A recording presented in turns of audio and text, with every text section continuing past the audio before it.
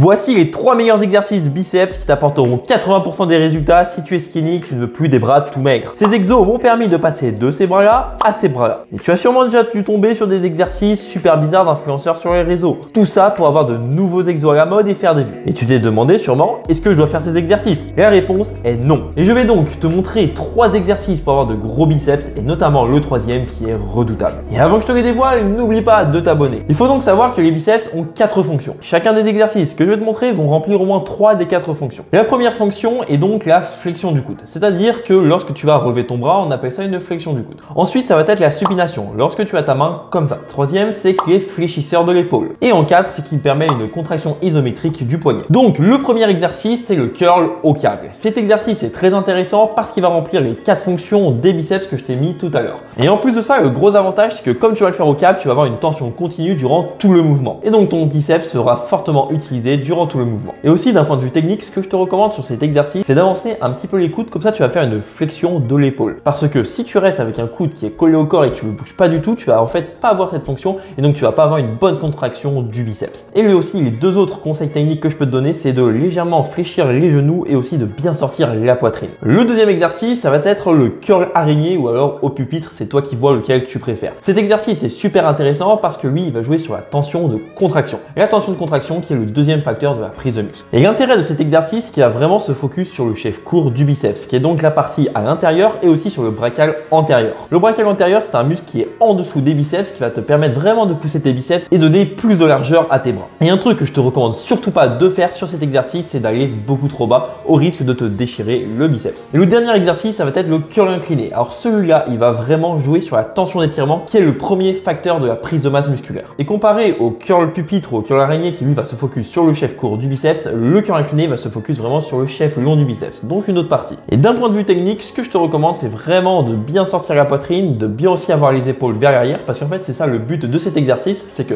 comme tu as l'épaule en arrière, ça va plus étirer ton biceps et donc tu auras cette tension d'étirement. Donc je te recommande de bien sortir la poitrine, d'avoir l'épaule bien en arrière et de ne surtout pas aller trop bas, parce que là, tu vas vraiment jouer sur la tension d'étirement et si tu vas trop bas, il y a encore plus de chances de déchirer ton biceps. Et donc en fait, combiner les 2 types de curl, c'est-à-dire le curl araignée et le curl incliné, ça va permettre de vraiment cibler le biceps dans tous ses angles.